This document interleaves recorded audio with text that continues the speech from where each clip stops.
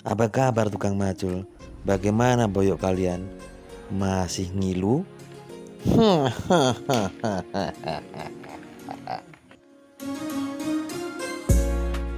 Kali ini kita akan mengikuti pelatihan penanaman tembakau yang khusus hari ini akan dibina oleh Badan Meteorologi dan Geofisika.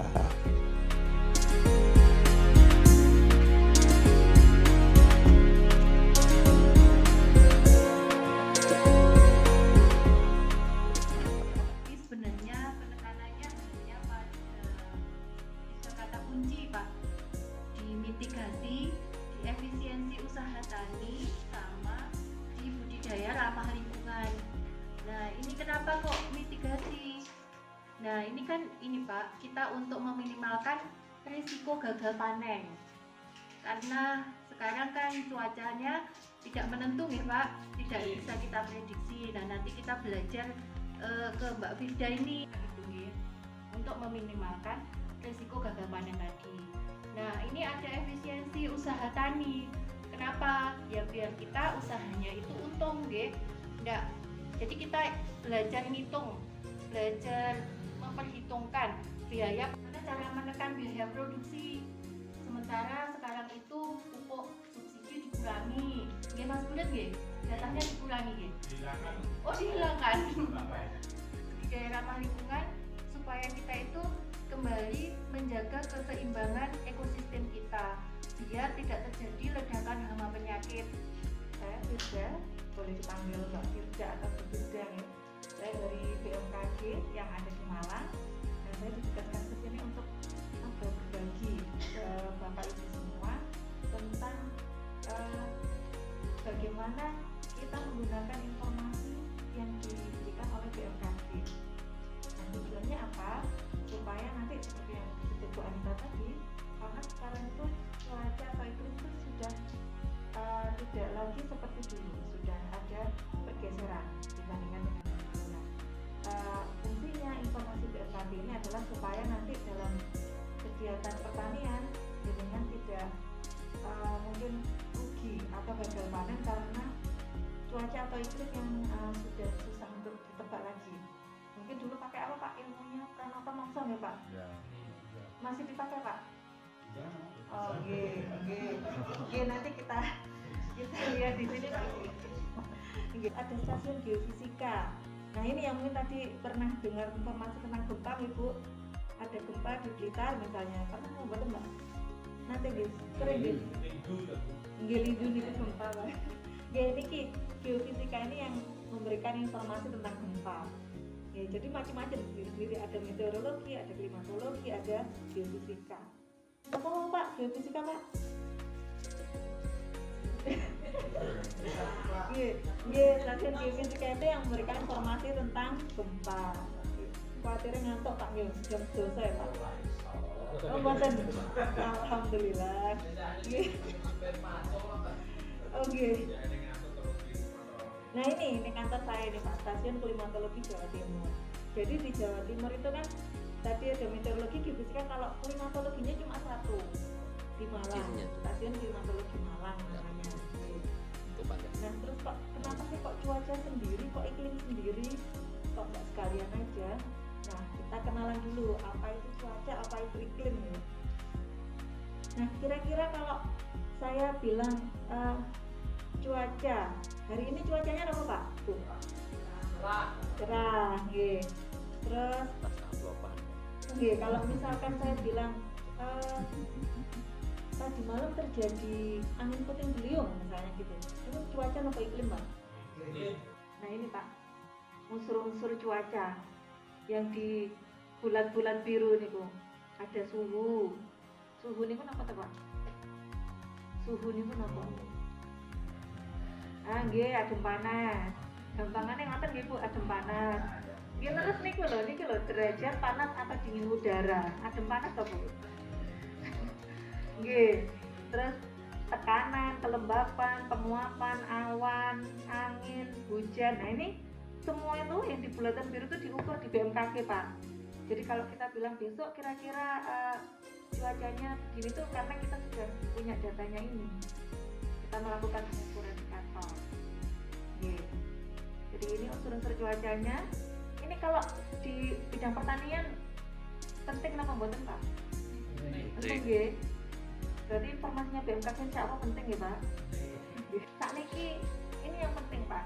Jadi kalau kita BMKG itu ngapain aja sih, katanya kok ngurusi cuaca iklim, masuk perakiraan cuaca tok ngono ya durung mesti tepat nih Pak nggih. Terus ngoten Pak. Terus apa aja, punya informasi apa lagi buat petani apa aja. Nah, barangkali ada yang sudah tahu atau mungkin memang belum tahu. Nah, ada informasi dasarian. Ini yang punya stasiun klimatologi, karena kalau rentangnya 1 hari sampai 1 minggu itu informasi cuaca, tapi kalau sudah mulai 10 hari itu yang memberikan informasi dari stasiun klimatologi itu sudah tentang iklim.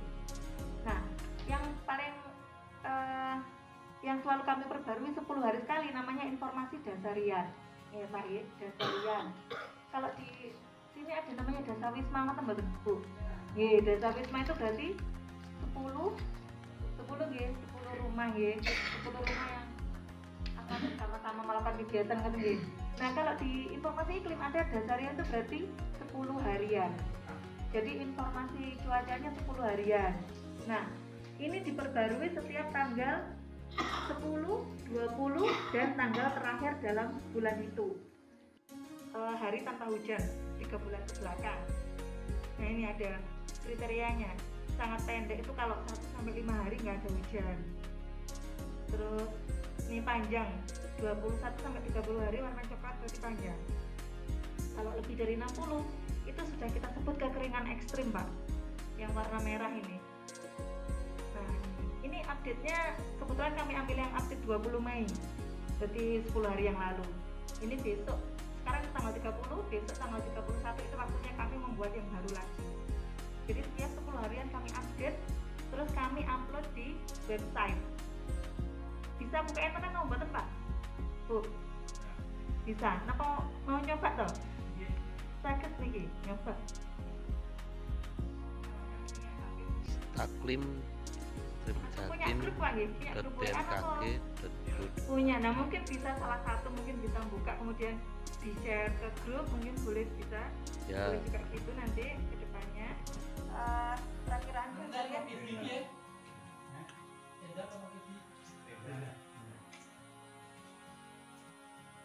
kalau mau dicoba juga. Ya Pak, Pak. Ini ya, ini update-nya 20 Mei Pak, berarti curah hujan dasarian 2 Mei. Dasarian 1 tanggal berapa tadi Pak? 1 sampai 10. Kalau dasarian 2 berarti 20. ya, 11 sampai 20. Nah, ini berarti kan judulnya peta distribusi curah hujan dasarian 2 Mei. Berarti itu hujan curah hujan dasarian 2, berarti ini sebaran hujan dari tanggal 11 sampai 20 Mei. Dasarian 2 guys. Jadi tanggal 11 sampai 20 Mei kemarin coba kita. Nah, ini masuk kategori apa ini? Coklat Pak. Coklat sampai iya, oranye ini ya. Ini rendah. Kebanyakan rendah nih. Coklat yang bagian atas, lalu dasarian ketiga bulan Mei misalkan gitu contohnya. Jadi sampai dasarian. Kemudian perakiraan perbandingan awal musim dengan normalnya. Ya, tadi normal ya, masih ingat ya Pak, normal tadi ya. Jadi bagaimana awal musim sekarang dibandingkan dengan normal 30 tahun antara musim hujan dan musim kemarau. Jadi antara musim hujan dan kemaraunya itu beda, jelas bedanya, jumlah curah hujannya. Jadi kalau kemarau itu mungkin jelas curah hujannya rendah, kalau hujan itu jelas. Jadi kalau dibikin grafiknya itu jelas terlihat penurunan hujannya untuk kemarau mulai di bawah 50 mm selama kemarau sama musim hujannya itu jelas. Itu namanya zone.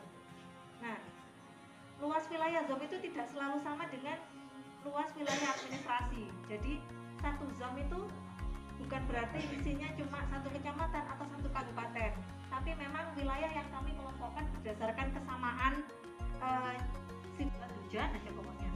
Nah, kalau di Jawa Timur kita jelas Pak, ini ada batasnya 50 karena di sini 150, ini musim kemaraunya di sini, musim kemarau bisa dilihat, musim hujan di sini. Januari sampai Maret kira-kira itu musim hujan. Ini kalau dalam 1 tahun kita ini Januari, Februari, Maret, April, Mei, Juni, Juli, Agustus, September, Oktober sampai Desember kan tenang ya.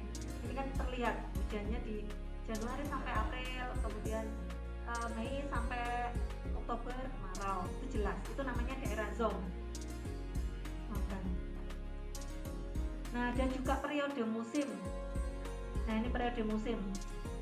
Satu periode musim kemarau adalah periode yang ditemukan dalam pola hujan tahunan, di mana terdapat minimal 3 dasarian berturut-turut dengan curah hujan kurang dari 50 mm per dasarian. Jadi intinya tembakau itu sensitif terhadap faktor iklim, nggak ya? Curah hujan, kelembapan, temperatur. Ada juga mungkin yang namanya IOD, Index Indian Ocean Dipole, namanya momen dipole. Itu di Samudra India, karena kita kan dekat dengan Samudra India, ya Pak. Nah, di sini kalau namanya dipole mode atau IOD-nya positif, itu bisa di Indonesia bisa mengalami kekeringan.